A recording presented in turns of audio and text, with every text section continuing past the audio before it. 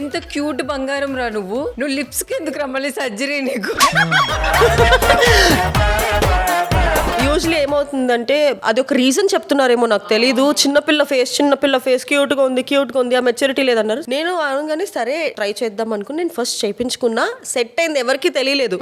అది తర్వాత పోయింది. అది ఎక్కువ రోజులు ఉండదు కదా, 3-4 months అంతే. అప్పటికే డాక్టర్ చెప్పారు, సత్య నీ ఫేస్ కి ఎక్కువ సెట్ అవుతుంది అంటే చెయ్యండి, నాకు మొత్తం మూతిలా కావాలి. అండ్ అది చేయించుకున్న తర్వాత ఇట్లా ప్రెస్ చేయకూడదు. చేయించేసుకున్న తర్వాత అయ్యో అనవసరంగా కొంచెం ఎక్కువ చేయించుకున్నాను అని నాకు నేనే మొత్తం చేసుకునేటప్పటికి మొత్తం షేపే మారిపోయింది. లిప్ నువ్వే షేప్ చేసుకోవడం స్టార్ట్ చేసావు ఇంట్లో ఉండి. మొత్తం ఒక్క రోజులోనే మనం చేంజ్ అయిపోవాలి, పెద్ద అమ్మాయిలా కనిపించాలి. నా మొహం నాకే చూసుకోవడానికి చిరాకేసింది మధ్యలో. ఎంబీబీఎస్ చేయాలి అనుకున్నావు, అసలు ఈ ఫీల్డ్ లోకి ఎలా రావాలి అనుకున్నావు, ఎలా వచ్చావు? నా ఇంటర్ సెకండ్ ఇయర్ ఎగ్జామ్స్ అయినాయి. నేను ఫ్రెండ్స్ తో తిరుపతి వెళ్ళాలి. మా డాడీ అన్నారు ఎగ్జామ్స్ బాగా రాయి పంపిస్తాను నీకు అన్నారు. ఎగ్జామ్స్ అయిపోయినా ఇంటికి తీసుకొచ్చారు. ఏంటి ఫ్రెండ్స్ తో తిరుపతి అంటారు, ఇంటర్ సెకండ్ ఇయర్ కి వద్దు అన్నారు. So I dent talk to him for 2 days. నేను అలిగా.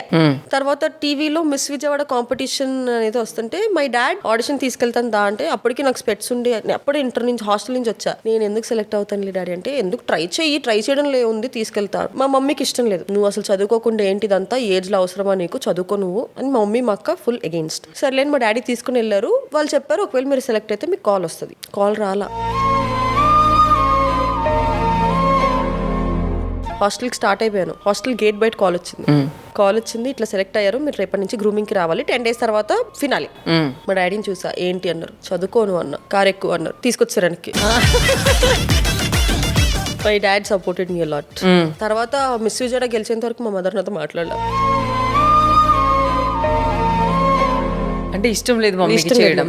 నేను అన్నాను ఇది అయిపోయిన తర్వాత మళ్ళీ హాస్టల్కి వెళ్ళిపోతాను, చదువుకుంటాను. మిస్ ఏపీకి సెలెక్ట్ అయ్యా. మొత్తం ఒక టైటిల్ కొట్టి మళ్ళీ ఇక్కడికి వచ్చారు. మిస్ ఏపీకి వచ్చా. అవును. మధ్యలో ఒక సినిమా చేశాను నేను, గోదావరి నవ్విందని. 15-20 days షూట్ ఆగిపోయింది. కరెక్ట్ గా నేను షూటింగ్ లో ఉన్నాను, నాకు ఇంటర్ రిజల్ట్స్ వచ్చినాయి. ఇంకా మమ్మీ ఇంకా సీరియస్, మార్క్స్ తెచ్చుకొని నువ్వు సినిమాలు అంటావేంటి, ఇది అవసరమా, ఇది లైఫ్ అనుకుంటున్నావా, ఫుల్ గొడవలు అయిపోయినాయి. మా డాడీ ఏమన్నారు, పెళ్ళైన తర్వాత ఎట్లనో హస్బెండ్ అత్తగారు మావగారు చెప్పిందే వినాలి, తన లైఫ్ ఇప్పుడైనా బతకనివ్వు, మనతో ఉన్నప్పుడే కదా ఫ్రీగా ఉండేది అని చెప్పి బ్రెయిన్ వాష్ చేస్తారు మమ్మీకి. ఓకే అట్లా స్లోగా సీరియల్స్ కి రావడం. అట్లా సీరియల్స్ 2019 వచ్చా. ముందు వరకు మోడలింగ్. అందుకే మా సత్య మోడల్ లా ఉంటుంది. అప్పుడు కూడా బేసిక్ అంటే అప్పుడు ఇంకా I was just 17 years old. So అప్పుడు ఏం తిన్నా కూడా పర్లేదు, కానీ ఇప్పుడు తింటే లావ్ అవుతున్నా ఇప్పుడు. అవునా? ఎంత తిన్నా లావ్ అయ్యేదాన్ని కాదు అసలు ఏంటి సత్య నీ చికెన్ గోలా?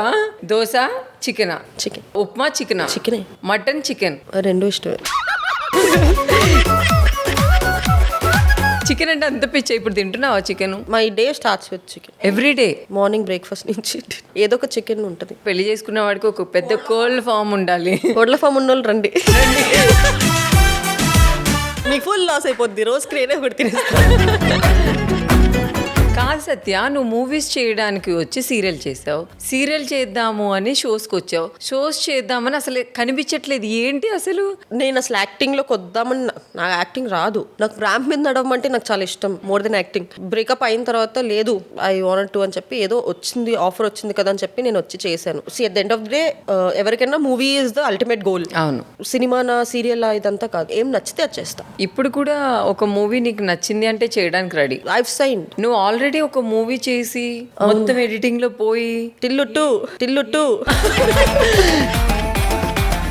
అప్పుడు నీకు అనిపించిందా ఇంకెప్పుడు ఈ మూవీ జోనర్కి వెళ్ళకూడదని? అలా ఏం లేదు, but I felt really bad. అంటే ఎక్స్పెక్టేషన్స్ ఉంటాయి obviously, and that was a very good length role.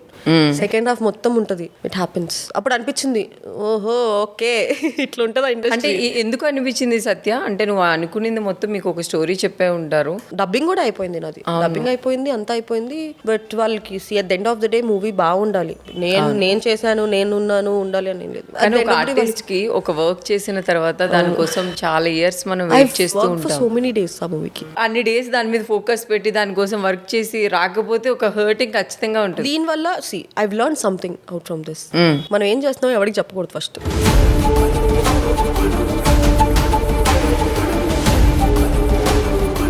వచ్చిన తర్వాత నువ్వు అందులో కనిపించావు కదా అనాలి. అప్పుడు చెప్తే బాగుంది కానీ నేను నాకు అప్పుడు ఏముంది అందరు చెప్పేసుకున్నా. అట్లా చెప్పుకోకూడదు. చూసిన తర్వాత వాళ్ళే మనకి చెప్పాలి అంతేగా. ఈ సీక్రెట్ మన ఆర్టిస్టులు అందరూ నేర్చుకోవాలి.